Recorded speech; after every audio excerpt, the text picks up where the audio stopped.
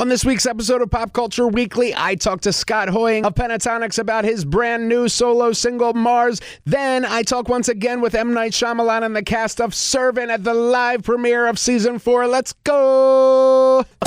Welcome to Pop Culture Weekly with Kyle McMahon from iHeartRadio. Your pop culture news, views, reviews, and celebrity interviews on all the movies, TV, music, and pop culture you crave weekly. Here's Kyle McMahon.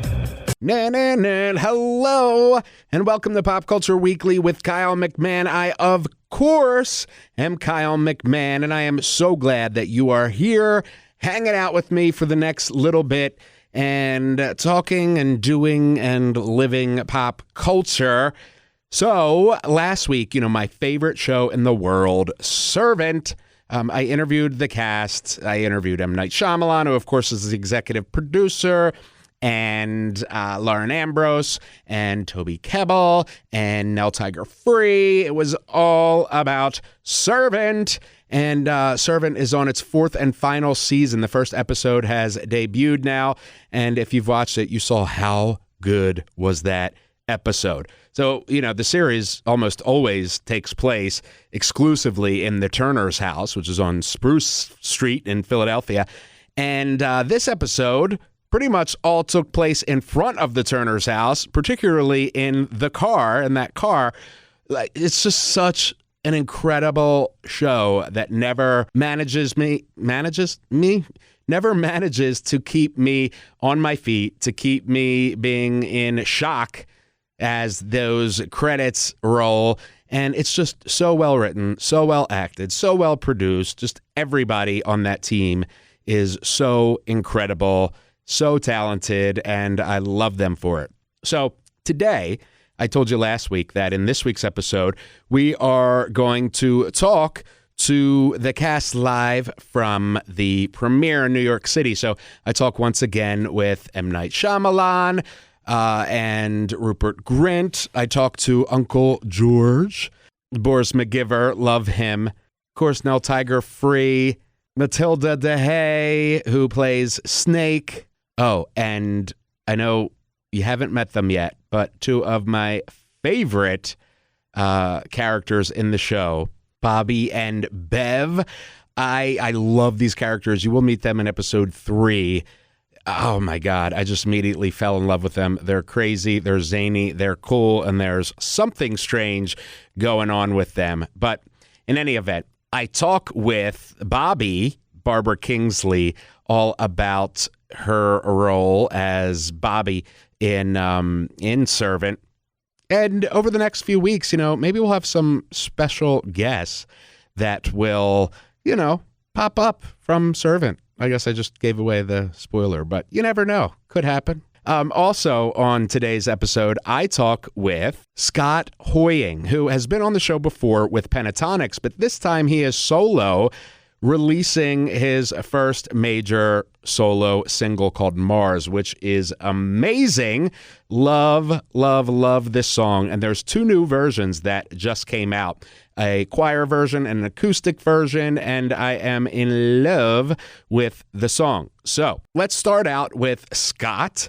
And if for some reason you have been under a rock, Scott is the, lead singer of Pentatonix. I guess there really isn't a lead singer. I don't know. But Scott is, in Pentatonix, one of the founding members. And if for some reason you live under a rock, they are essentially an a cappella group from Arlington, Texas, and they do pop style arrangements with harmonies and riffing and beatboxing, and they do some cover versions of modern pop songs and Christmas songs, sometimes medleys.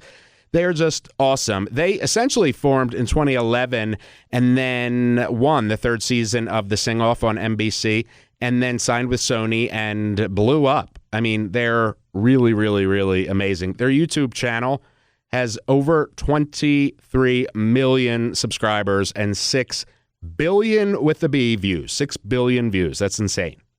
Their latest album is their 6th Christmas album, Holidays Around the World, and the single released from that is called Prayers for This World. And Holidays Around the World, if you caught the hint in the title, has songs from different cultures that are sung during the holiday season, and some new versions of some songs they've previously released, plus 3 new originals: Kid on Christmas with Meghan Trainor and Star on Top, as well as Prayers for This World. And they'll be going on tour in 2023. That's this year. So lots of good stuff from them. Now, by the way, they have won 3 different Grammy Awards. 3 different Grammy Awards. And they're up for another Grammy for Best Traditional Pop Vocal Album at this year's Grammys for their album Evergreen. So love Pentatonix and love Scott Hoying, who I'm talking with today. He is the baritone of Pentatonix. He is also an incredible songwriter and musician, and he has released his first big solo single called Mars.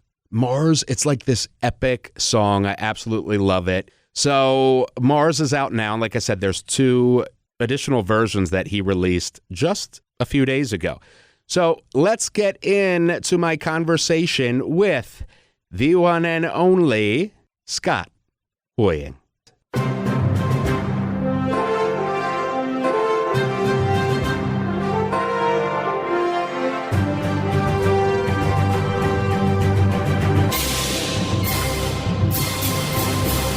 So, first of all, thank you so much, Scott, for joining me once again on iHeartRadio's Pop Culture Weekly. I appreciate it.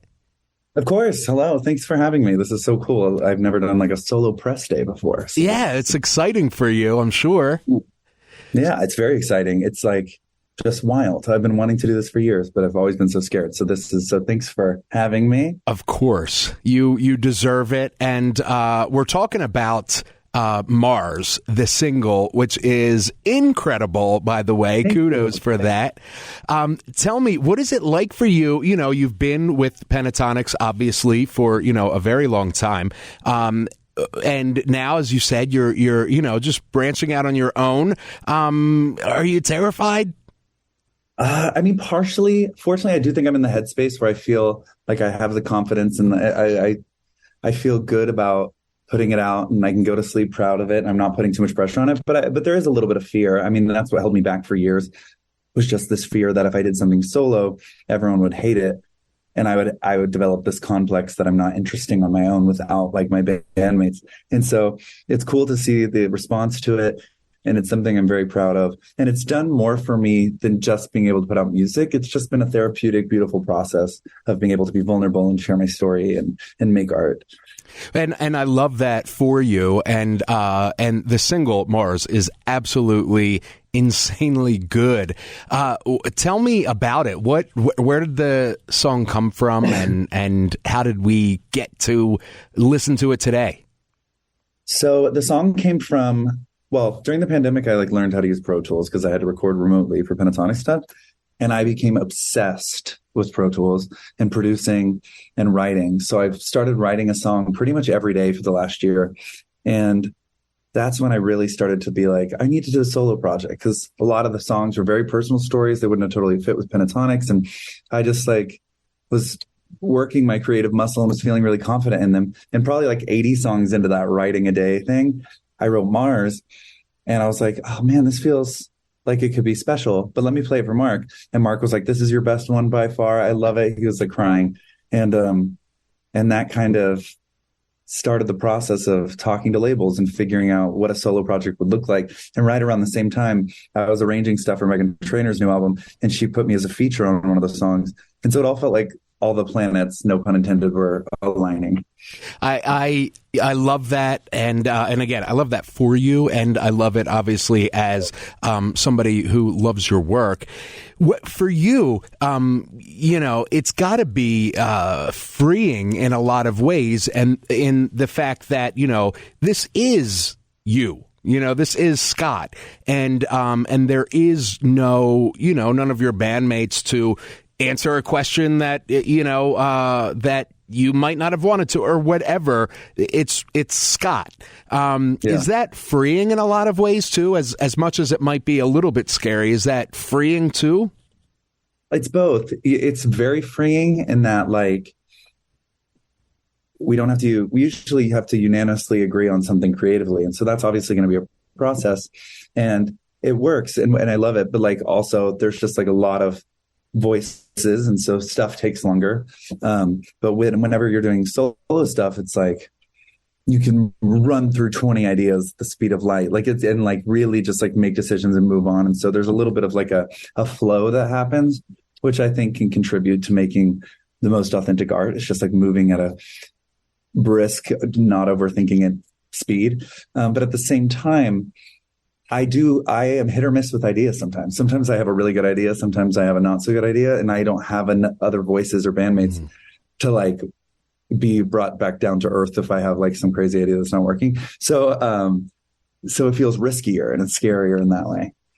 Well, I think, in my opinion, it is very much so paid off. So, congratulations. And I really do mean that. Congratulations for taking that jump, because of everything that you're saying. And, we get an amazing track like Mars.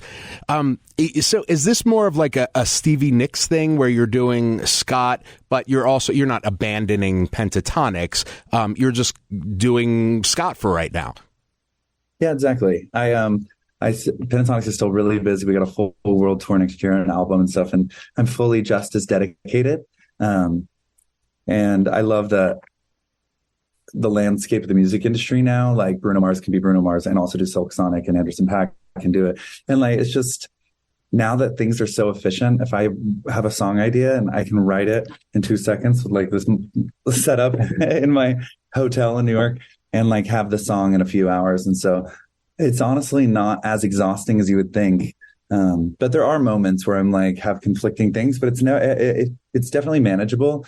And I will also say that like doing solo stuff and writing so much and like living this dream of mine has made me a better bandmate, just mentally and creatively and musically for Pentatonix. Because I've done so much arranging for the solo stuff I'm doing that like our arrangement for the national anthem we just did at the college football game got all this love. And I feel like I was able to make that arrangement as good as it was because of all the stuff I've been doing solo. So I think it's helping. Awesome. And for Mars, it is so unique. When I first heard of the project, I don't know what I expected, but it was not Mars. And I'm glad that it, went way beyond my expectations. But I was expecting, I don't know what I was expecting. But Mars is so deeply rich and layered in not just, in a lyrical way, but musically as well. Is that part of, obviously it's part of you, but was that intentional with this song, or is it just the way it came out? It's kind of just the way it naturally came out. So I at the beginning of the year when I started writing every day, I really did not let myself just have too much of a vision at first, because I wanted to see where I naturally went, because I can tend to like really try to calculate things. And I wrote like silly, dumb, goofy songs, more R&B type stuff. I wrote country sounding stuff.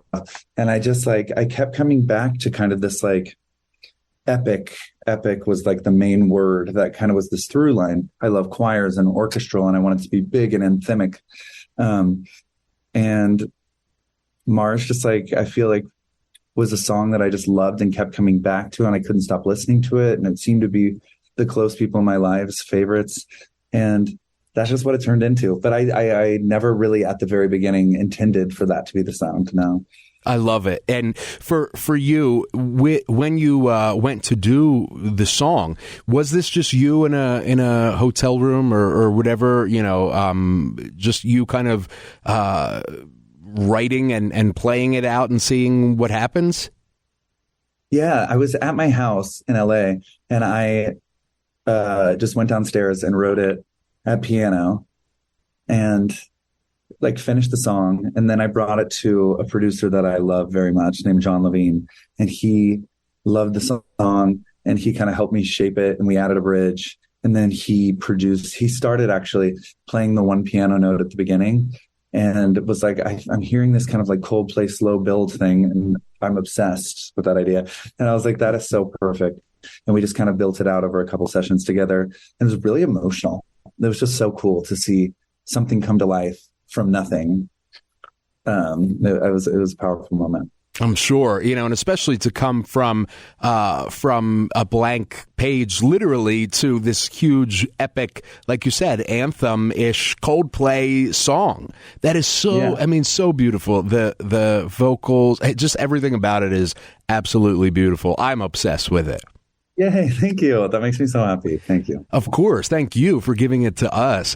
And when you're doing any kind of music, do you kind of, like, for when you were writing, for instance, a song a day, was this, some of this might go towards Pentatonix, some of it might be for me, or was this I'm just going to write for Scott?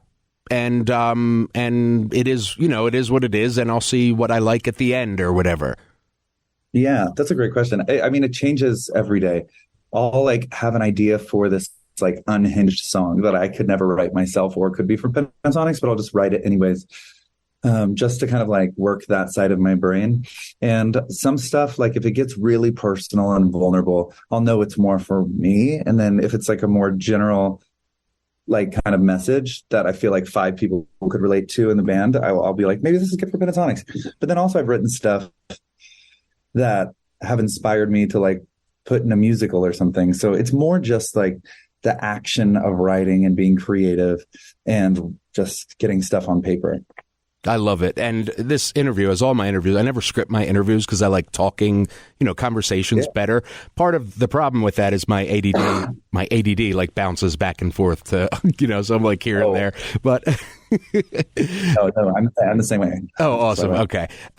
For Mars, you just released 2 additional versions of the song, which one is a choir version, and they're both so different. One is the choir version, which I absolutely love, and the other is the acoustic version, which I also love. But I've been particularly obsessed today with the choir version. Was that part of what you envisioned from the start? You were like, I love this song the way it is, but I think it would be cool to kind of do a version like this? Or how did that come about for you? Yeah, I did intend on doing like a choir version of it from the start. And I feel like I want to do that for a couple of the songs on this project, whatever it ends up being. And like, the idea actually stemmed from this behind the scenes video I saw of Hugh Jackman singing with a bunch of incredible singers for like The Greatest Showman rehearsal. You gotta watch it. And they're singing From Now On, and they're rehearsing it. And it's so loud in the room. And I just remember thinking I would pay absorbent amounts of money to be in that room, just like soaking up that visceral energy. And it was so cool to see. And so I really wanted to do that for Mars, just get some of like the best singers in LA and just belts. And like, it just is a very human, intense experience. And it was so fun to do. It was amazing. And the singers were so nice. They were also part of a group called Soca Vocals, which got me into acapella. So it felt kismet. Oh, wow. And it was an excuse to release another version of the song. And, as you were recording that particular version, did you ever kind of just step back and be like, holy shit, this is my song that I wrote, and here are all these amazing singers, doing choir vocals on my song. Yes, I had a lot of those moments. I was very teary-eyed multiple times.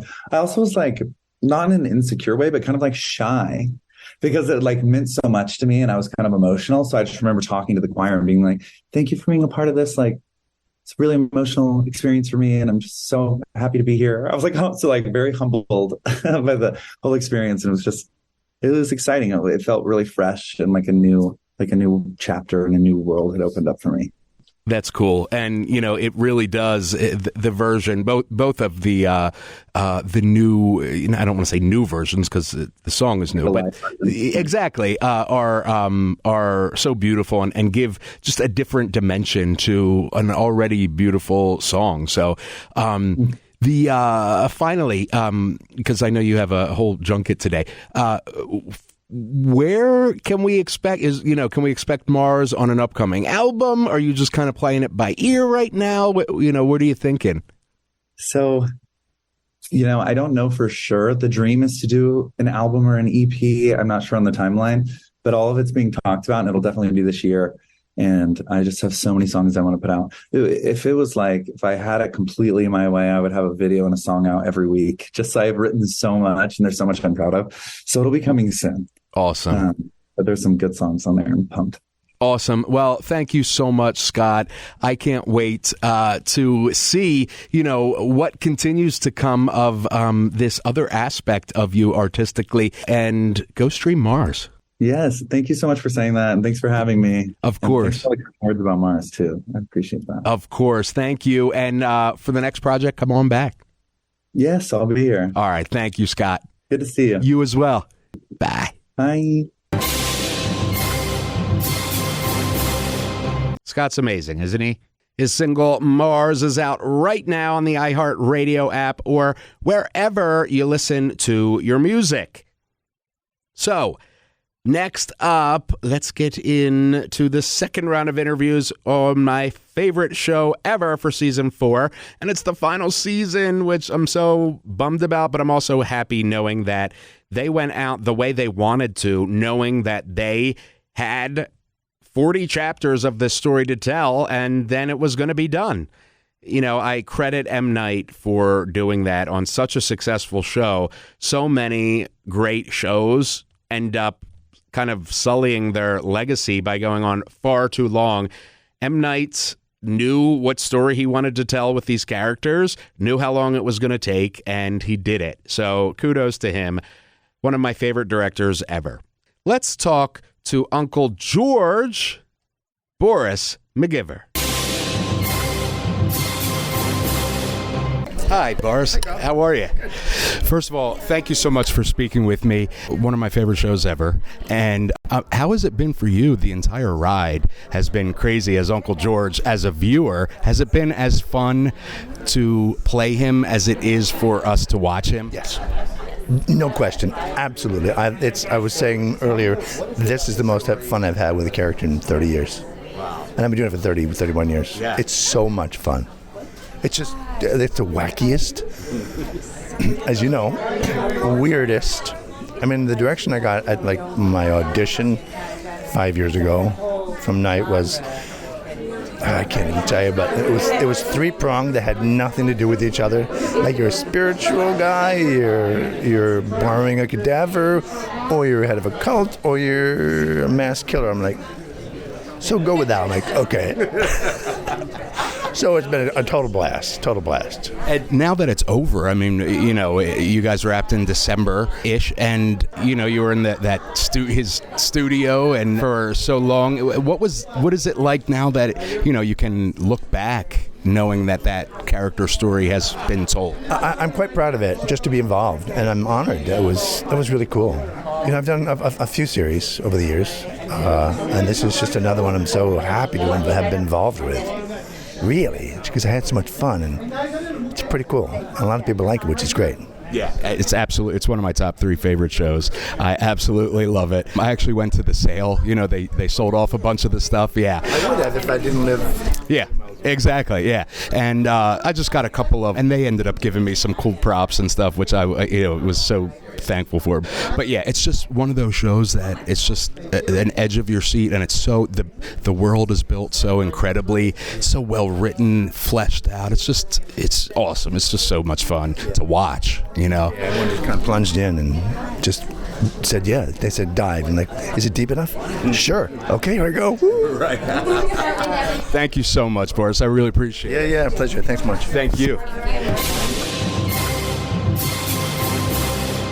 Boris, of course, was Monsignor Matthew Korecki in Evil. Love that show, too. He was also Tom Hammerschmidt in 30 episodes of House of Cards. Great actor. Love him as Uncle George. So creepy as Uncle George. And, all right. Next up on the servant red carpet is Snake herself, Matilda Day. How are you? Good, and you? I'm doing well, thank you. What was it like to play Snake for you, in this incredible series? Huge blessing. I changed a lot of my life, personally too, because it brought Kundalini Yoga to my life. The snake arising, the spine literally happened. One thing led to the other, which really freed me up in many ways in my personal life and my life as an actor. Still for 1 second, I'll bring him right back. Yeah. I saw the first few episodes of season 4, and I'm like dying because now I gotta wait another month to get the next episode. Oh, really? Oh, okay. So this is your premiere too, yeah? Okay, yeah. It's oh my God, it's love that. Yeah, exactly. So what was it like for you to you came in season 4, absolutely incredibly tight, well-written show. What was it like for you to come in and kind of do your thing in the final season? A lot of things, but at first I did have that intruder, type of, am I really here? Do I, can I do what I need to do? But then the passion takes over, and especially in a team like this where people are so supportive, so talented, so open-minded, it makes it just a blessing. It's a true blessing. So yeah. What's next for you? Maybe you know better than me that too. I don't know yet. I'm auditioning. Maybe my manager, she's somewhere around. I cannot say. I'm sorry. That's what. Thank you. Yeah, no matter what, it's great things. Thank you so much. I appreciate it.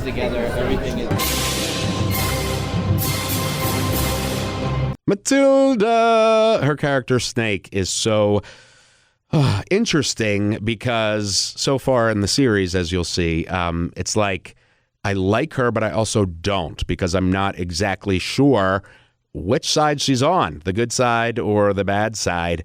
So we shall see as we continue the series, coming to a conclusion at episode 10.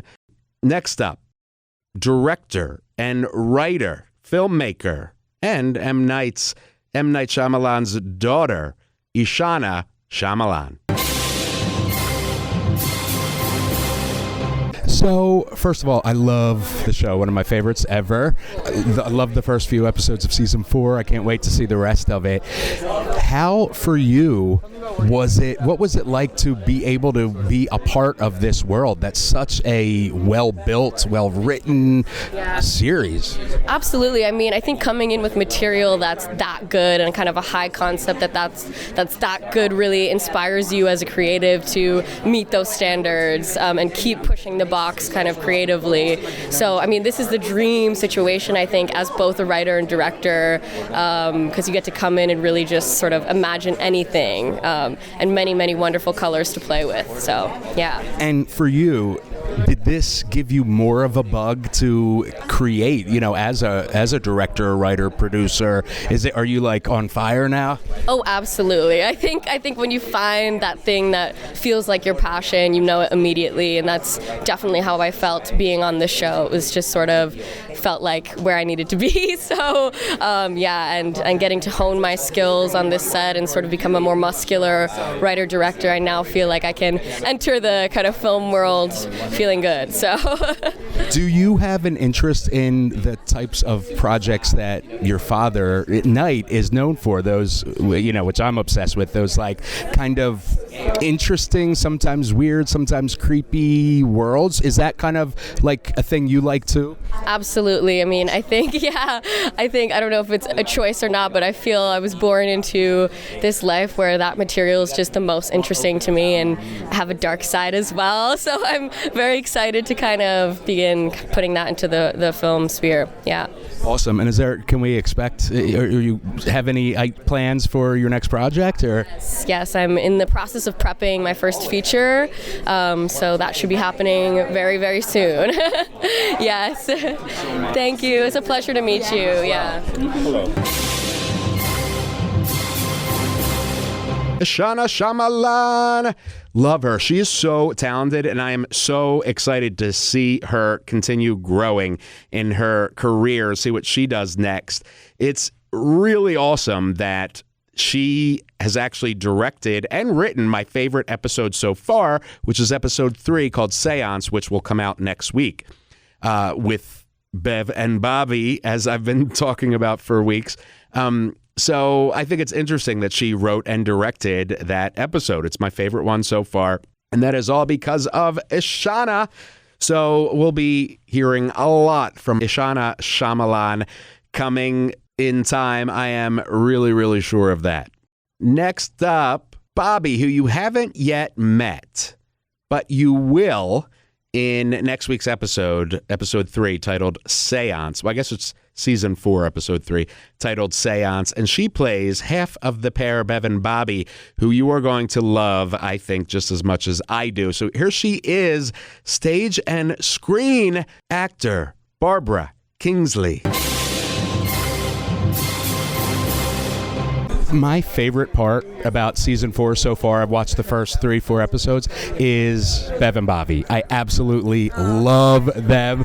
And how was it for you? Because you ladies just kind of came in, and you're like a whirlwind in the series. How much fun was that for you to kind of do this? It was just crazy fun. We had never met. I knew Denny's work. But, if you look up my resume or my bio, it's no secret that I spent 35 years in Minnesota honing the craft of stage. And so, as a result, I learned a lot from Denny. Plus, we're very different as human beings, so very different. But she has this sense of whimsy about her, and then she'll just do laser focus. And so whenever we were working, we'll find out, how much you see the two of us interacting with each other.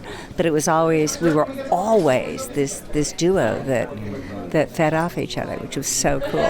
Yeah, and it's interesting that you came, from the stage, because Servant is very much, for me, almost like a play that all kind of takes place mostly in this house. And, it's very tight writing. That house so badly, and I wandered around going, my mom has that, oh wow, it is.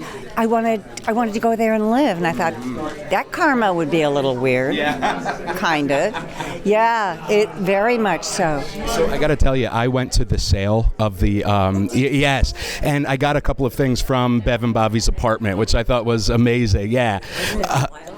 Oh my God, it's so cool. Yeah, it really was really cool.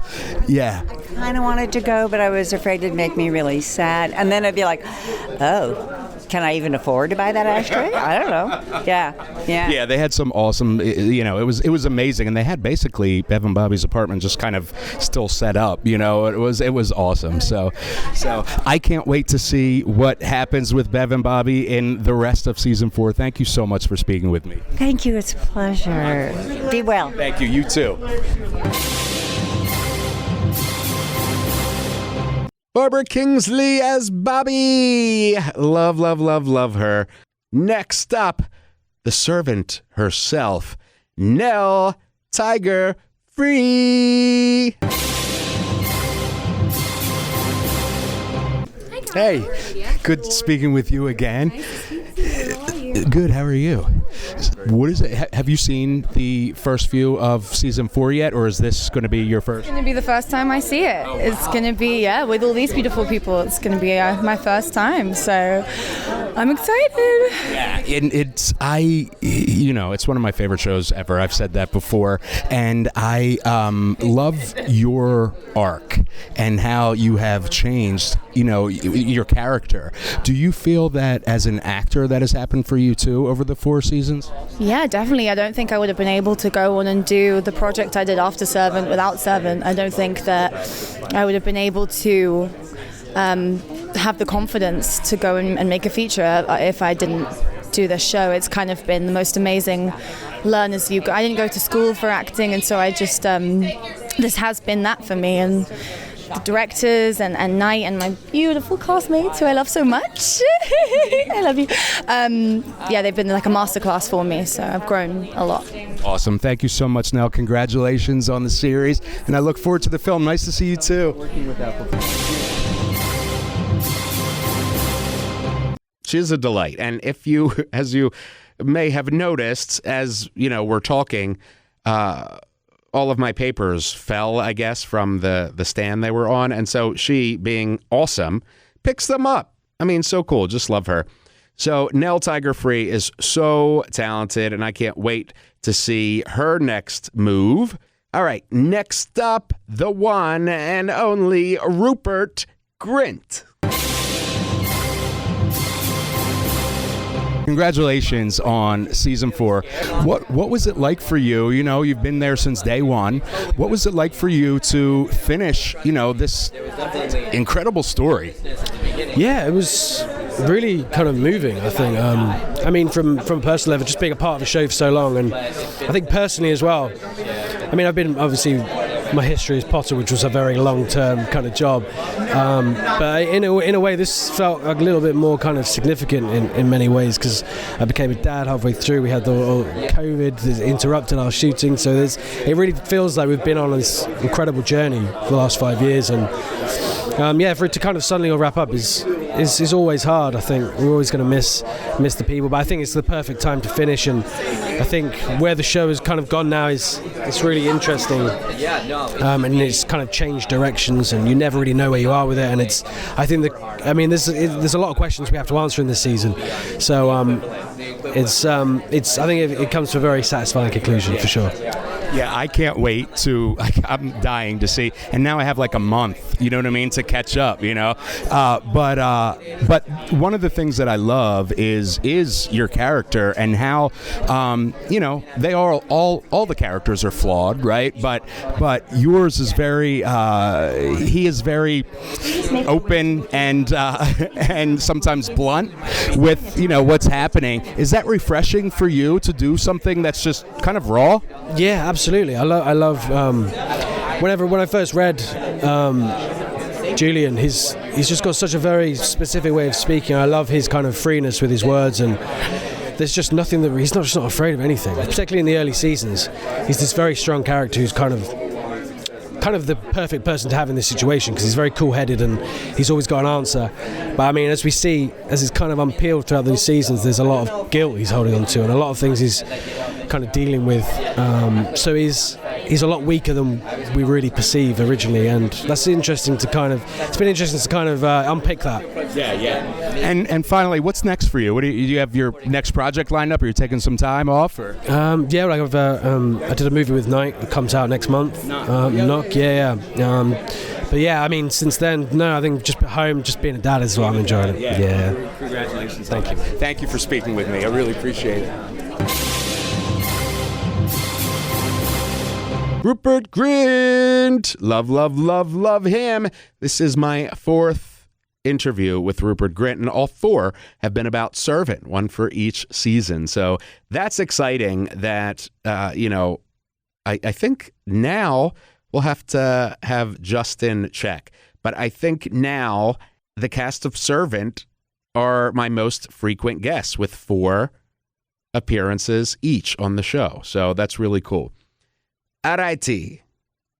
So speaking of one of my favorite directors ever, let's get into talking to him live from the red carpet in New York for the Servant Season 4 premiere. Here's M. Night Shyamalan. Hey, Night. How are you? Good to see you. So you are here for Season 4 premiere. What is that like for you, knowing, this is the last premiere for this world? Yeah, I mean, it's a very rare thing to be able to do a TV show on your own terms for the entire time and finish it because it was the right time to finish it, and the audience is still like at the peak of what their love for the show. That is rare, right? You're leaving when you're at the peak of the audience's love for the show because the story has finished, and so that's just a beautiful thing. And the whole thing has been kind of poetic on so many levels. Both, I got to work with my girls. Our girls got to be a part of it, but all the filmmakers that I got to work with from around the world, it just all feels like a dream that I wished it to be this way, and it really, so rarely in life does it exceed your expectations, and this did. For you, with with this world that you've built, would you make that choice going forward to know that there's going to be a beginning, middle, end? Because that is relatively rare today. Is that a choice you're going to be doing from now on? Or do you kind of sometimes like the excitement of maybe it goes wherever it goes? No. This is a big subject to me, what you're referencing, the idea of don't let opportunity dictate your decisions. That can't be the way. I know that's contrary to the business, but it should be the story and the creativity dictates your decisions. And as we laid it out, it was 4 seasons.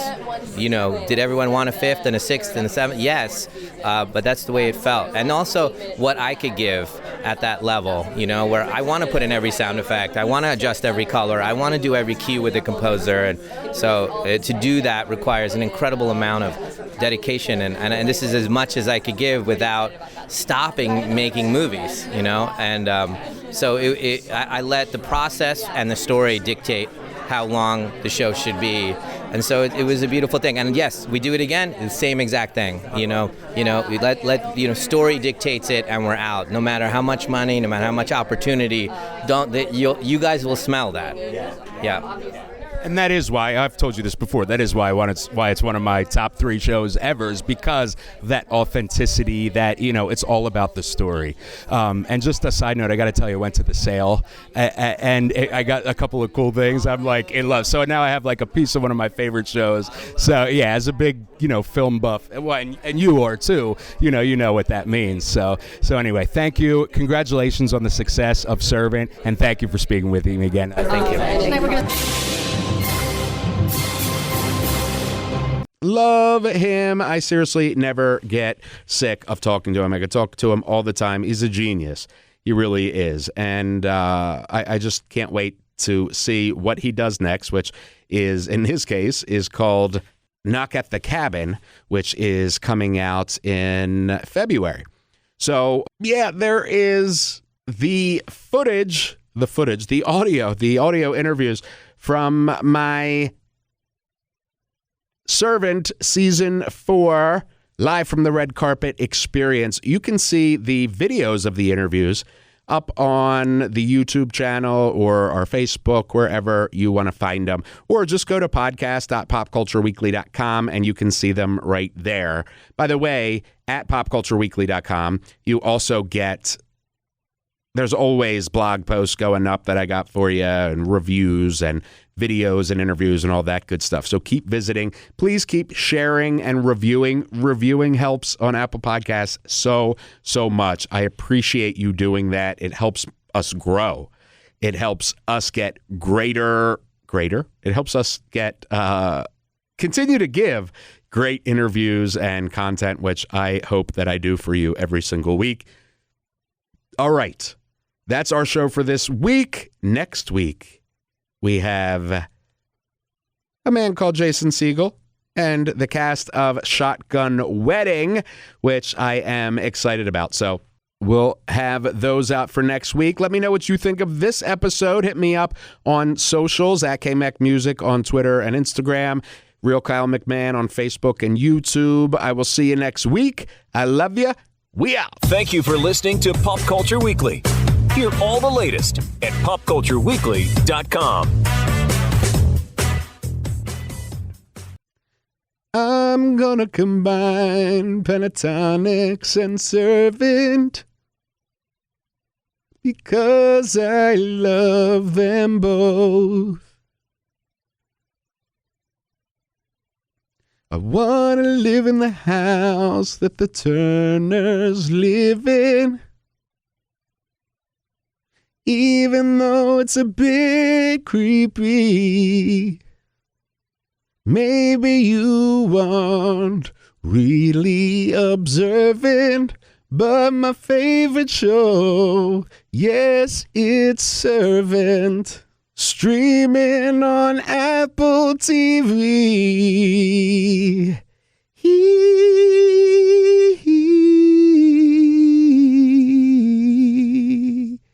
Plus. Hello? Is this thing on? They all left.